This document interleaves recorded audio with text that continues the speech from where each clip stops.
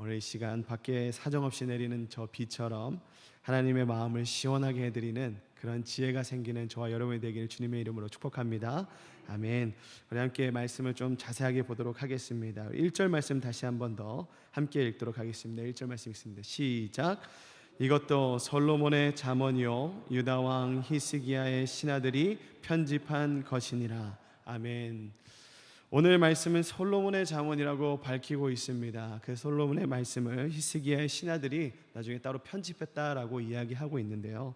솔로몬은 약 3천여 개의 잠언을 지었습니다. 솔로몬은 하나님께 받은 그 지혜를 우리 삶에 겪게 되는 많은 상황들과 시간들을 적용해서 남겨서 그들로 하여금 이 시대로 듣는 이들로 하여금 그가 하나님께 받은 지혜, 그 지혜이신 하나님, 더 나아가 우리가 지금 믿고 따르고 있는 예수 그리스도를 알도록, 그 예수 그리스도의 뜻이 무엇인지 알 수 있도록 이 글로 남겨놓은 것이죠.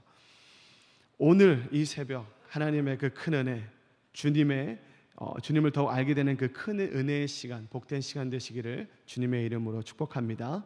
여러분, 역사상 가장 지혜롭다는 지혜왕 이 솔로몬이 오늘 우리에게 무슨 말씀을 기록해놨는지 함께 자세하게 좀 보기 원합니다. 우리 2절 말씀 함께 읽겠습니다. 2절입니다. 시작. 이를 숨기는 것은 하나님의 영화요 이를 살피는 것은 왕의 영화니라. 아멘. 여기서 영화라고 하는 것은요, 쉽게 영광이라는 단어로 바꿔 쓸 수 있습니다. 그래서 이 2절에는 두 가지의 영광이 나와 있죠. 하나님의 영광과 왕의 영광, 이 두 가지가 나와 있는데요. 먼저 이 하나님의 영광은 그분의 섭리, 그분의 능력과 계획, 즉 이를 숨길 수 있는 것은 하나님만이 가능하신 일이다. 그분만의 능력이고 그분만의 섭리고 그분만의 계획이다라고 말하고 있습니다. 두 번째로 왕의 영광은 왕의 역할과 왕의 책임, 의무, 즉 앞부분과 이렇게 연결시켜서 보면요, 왕은 하나님께서 숨겨놓으신 그분의 섭리와 역사와 계획을 잘 살피고 분별해서 순종하는, 그것이 왕의 역할이다. 그렇게 할 때 바르게 나라를 다스릴 수 있다라고 성경은 이야기하고 있는 겁니다. 이어서 우리 3절 말씀 다시 한번 보겠습니다. 3절 함께 읽습니다. 시작. 하늘의 높음과 땅의 깊음 같이 왕의 마음은 헤아릴 수 없느니라. 2절과 3절은 사실 좀 상충되는 내용일 수가 있습니다. 하늘의 높음을 누가 측정할 수 있습니까? 없습니다. 아무도 측정할 수 없어요. 바다의 깊음도 마찬가지죠. 그것과 같이 왕의 마음은 헤아릴 수가 없다라고 이야기하고 있습니다. 2절에서는 왕이 하나님의 마음을 잘 분별해서 나라를 다스려야 되고, 신하들이 왕의 마음을 잘 분별해서 순종해야 된다라고 이야기했는데, 3절은 또 그럴 수 없다라는 상충되는 내용을 이야기하고 있습니다. 왕은 어떻게 하면 하나님의 뜻을 잘 분별해서 나라를 잘 통치할 수 있는지, 또 신하들은 어떻게 왕의 마음을 잘 분별하고 보필할 수 있는지, 그에 대한 영적인 교훈을 오늘 본문 뒤쪽에서 계속 쭉 이야기하고 싶은 게 이 솔로몬의 마음인 거예요. 그래서 우리 함께 더 자세하게 들어보겠습니다. 우리 4절의 말씀 같이 읽도록 하겠습니다. 4절입니다. 시작. 은에서 찌꺼기를 제하라. 그리하면 장색에 쓸만한 그릇이 나올 것이요. 은에서 찌꺼기를 제하라고 합니다. 그렇게 하면 쓸만한 그릇이 나오는데, 여러분, 은을 비롯한 대부분의 광물질들은요, 재련을 통해서 순수한 물질로 새롭게 태어납니다. 그때 대장장이들은 그 순수한 물질을 자신의 원하는 대로 용도에 맞게 모양을 변해서 유용한 기구들을 만들게 되죠. 이 말은요, 잘 생각해 보면 이렇게 또 바꾸어 말할 수 있습니다. 아무리 귀한 은, 좋은 것이라고 할지라도 제대로 사용할 수 있다라는, 제대로 사용할 수 없는 경우가 있다라는 거예요. 뭔가 천하의 금, 아주 중요한 금이라고 해도, 아주 소중한 물질이라고 해도 사용할 수 없는 경우가 있다라는 것입니다. 여러분, 솔로몬 시대는요, 은이 금보다 귀한 시대였습니다. 여기서 그래서 은이라고 하는 것은 매우 귀한 것, 매우 좋은 것, 가장 최고의 가치라고 이야기하는데, 여기서 은이라고 함은 우리에게 주신 하나님의 달란트라고 보시면 됩니다. 하나님이 우리에게 귀한 것 주시지 않으셨습니까? 귀한 달란트, 나만 가지고 있는 것을 하나님이 분명히 주셨어요. 여러분, 그렇다면 우리에게는 어떤 은과 같은 소중한 능력이 있습니까? 어떤 우리에게 탁월한 실력과 재능이 있습니까?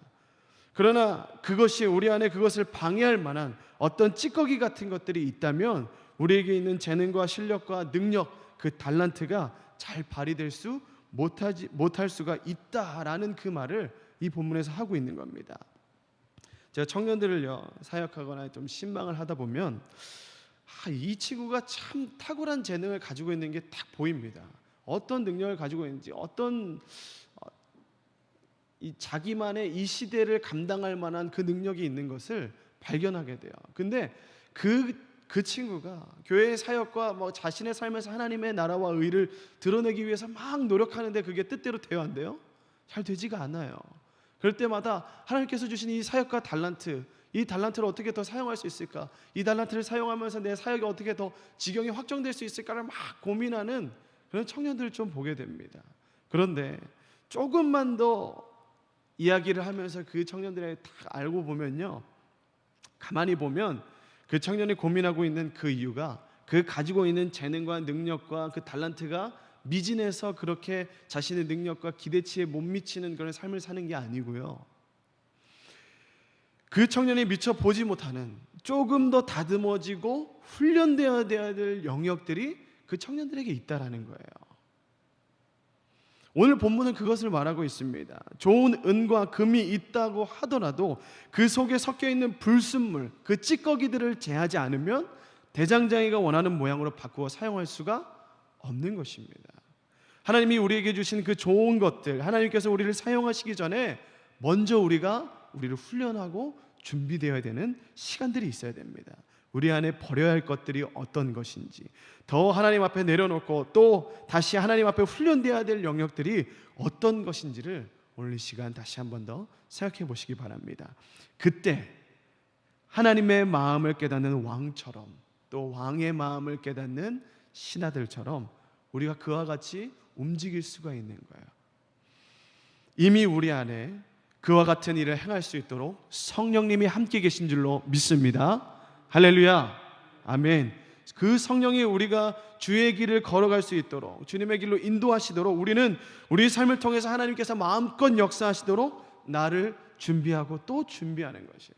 그래서 이 시간 우리가 함께 모인 것 아니겠습니까? 이 시간 모여서 하나님의 말씀을 상고하면서 내가 내 마음 안에, 내 속에 제어해야 될 것이 무엇인지를 말씀 앞에 비춰보고 그 말씀을 통해서 기도하는 그 시간 가운데 하나님께서 주시는 그 음성으로 말미암아 오늘 하루가 그 주님의 뜻으로, 주님이 원하시는 방향으로 걸어갈 수 있게 되는 것입니다. 그러한 은혜가 저와 여러분 가운데 있기를 축복합니다. 아멘. 여러분 안에 있는 그 좋은 재능과 탁월한 능력은요, 큰 축복입니다. 여러분 그것으로 하나님께 감사함으로 나가시되 하나님 앞에서 더 좋은 모습, 더 쓰임 받을 수 있는 모습으로, 더 온전한 모습으로 연단되어 주시고 잘 길들여 주시기 바랍니다. 특별히 오늘 본문은요, 우리가 살아가면서 우리 가까운 이웃들과의 관계, 그 속에서 나타날 수 있는 사건들 속에서 우리가 어떻게 대처해 나가야 되는지에 대한 그 교훈들도 함께 기록하고 있습니다. 왜 그것을 함께 기록해야 되는지 함께 보도록 하겠습니다. 우리 8절과 9절 말씀 다시 한번 읽어보도록 하겠습니다. 8절과 9절 말씀입니다. 시작. 너는 서둘러 나가서 다투지 말라. 마침내 내가 이웃에게서 욕을 보이게 될 때에 내가 어찌할 줄을 알지 못할까 두려우니라.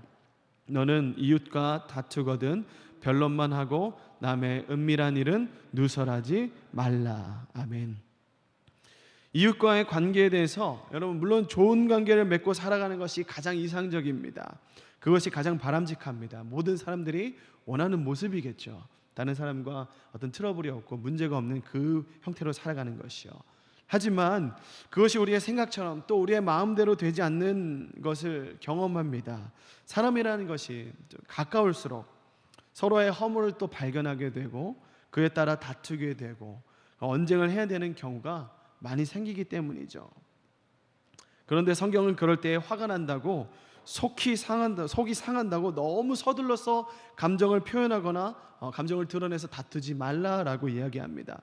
우선 할 수 있으면 다투지 않는 것이 가장 좋습니다. 그러나 만약 다투어야 되는 그 상황이 올 때 상대방의 비밀을 누설하거나 그 사람의 치부가 될 수 있는 험담을 하지 말라라고 이야기합니다. 왜냐? 그것은요, 나와 언쟁이 붙어있는 그 상대방, 그 이웃만의 문제가 아니기 때문에 그렇습니다. 그 언쟁을 하고 있는 그 상황 가운데 누군가 그 상황을 본다? 그런데 그 상황 가운데 내가 그 사람의 치부를 건드리는 이야기를 막 하게 되잖아요. 그럼 어떻게 되겠습니까? 그 상황을 보고 있던 제3자가 나를 판단하게 되는 거예요. 좋게 판단하겠습니까? 아니요. 그때 판단당할 때는 치명적일 거예요. 아, 저런 사람이구나. 저런 사람이었구나. 아, 그렇게 안 봤는데. 좋게 쌓아놨던 모든 것들도 그 말 한마디 때문에 다 무너질 수가 있는 거예요. 그게 본심이 아니잖아요. 싸울 때 감정이 살짝 올라와서 그 감정을 주스리지 못해서 나온 그 말이 다른 사람들에게, 나를 잘 알지 못하는 다른 사람들이 나를 결정하게 되는, 나를 판단하게 되는 그런 빌미가 된다는 겁니다. 그러면 그 사람에게도 나는 죄를 지을 만한 기회를 준 사람이 되는 거예요. 이해가 되십니까? 내가 나만 죄를 짓는다 끝이 아니고 내가 죄를 지음으로 인해서 다른 사람이 나를 판단하고 정죄하게 되므로 그 사람도 다른 죄를 짓게 되는 그런 경험을 할 수 있도록 내가 만들어주는 거예요. 여러분, 나와 그 사람의 문제를 떠나서 이웃들 또 제3자가 객관적으로 또 다른 사람들에게 좋지 못한 악소문이 나고 평가를 받게 되기 때문에 그 말에 대한 조심을 오늘 말하고 있습니다. 더 자세하게 또 말에 대한 교훈이 있는데 11절과 12절 또 한번 이어서 읽어보도록 하겠습니다. 시작. 경우에 합당한 말은 아로 새긴 은쟁반의 금사관이라. 슬기로운 자의 책망은 청종하는 귀의 금고리와 정금 장식이니라. 경우에 합당한 말, 감정에 치부한 그 말을 넘어서 경우에 합당한 말과 적재적소에 필요한 말을 하라고 이야기합니다. 특별히 성경에서는 좋은 언어 습관, 좋은 말하는 태도에 대해서는 참 여러 가지 교훈을 우리에게 알려준 바가 있습니다.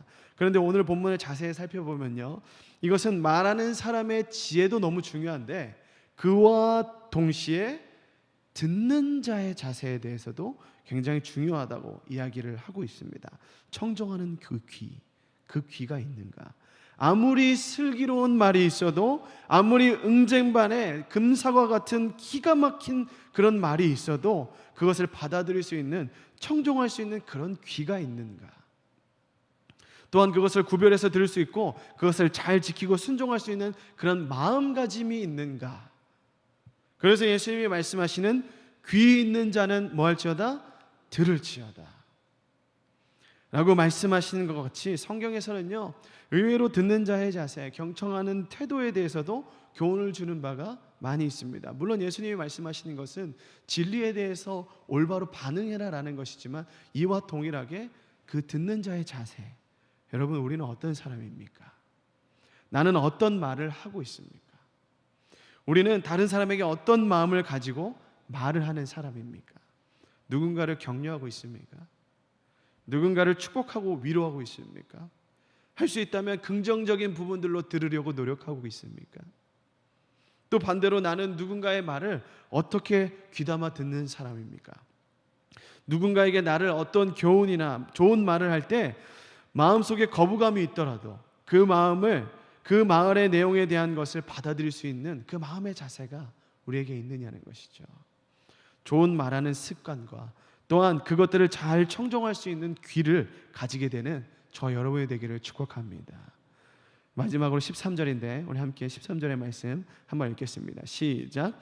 충성된 사자는 그를 보낸 이에게 마치 추수하는 날에 얼음 냉수 같아서 능히 그 주인의 마음을 시원하게 하느니라. 아멘. 오늘 제목되는 말씀이죠.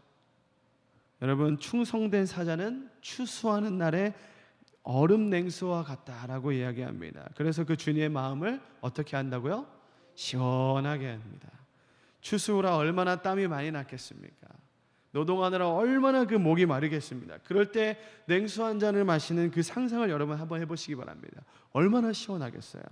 충성된 일꾼은 그와 같이 일을 시키는 그 주인의 마음을 시원하게 한다는 것이죠. 사랑하는 성도 여러분, 우리 삶에 있어서 하나님께서 우리에게 맡겨주신 그 귀한 사역들을 잘 감당하실 수 있게 되기를 축복합니다. 그것이 내 의도와 내가 원하는 대로가 아닌 정말 하나님의 마음을 시원하게 할 수 있는 선한 청지기로서의 역할을 잘 감당하실 수 있게 되기를 다시 한번 축복합니다. 그래서 여러분들이 섬기는 모든 사역의 장마다 또 여러분들이 만나는 모든 사람들에게 선한 말, 긍정적인 말, 좋은 말을 하면서 권면하여 정말 하나님의 아름다운 영광 자체가 되는 그 하나님의 마음을 시원하게 해드리는 여러분들의 삶이 되기를 주님의 이름으로 축복합니다. 우리 함께 기도하겠습니다. 우리 함께 기도하실 때 우리가 하나님의 마음을 시원하게 하는 것은 결국 하나님의 나라와 의와 뜻이 우리 삶에서 그대로 이루어지는 것을 말하는 것일 것입니다. 그것을 위해 오늘 우리가 이 새벽에 모여 기도하고 찬양하고 말씀을 듣는 것입니다. 이 시간을 통해 더욱 하나님의 마음을 알도록 이 시간 기도하실 때 하나님, 오늘 하루도 하나님의 마음을 깨달아 나와 내 이웃에게 하나님의 의를 드러내는 귀한 하루, 그렇게 하나님의 마음을 시원하게 해드리는 하루가 될 수 있도록 주님 인도하여 주시옵소서. 우리 다 함께 주님의 이름을 한번 부르짖고 기도하며 나아가겠습니다. 부르짖습니다. 주여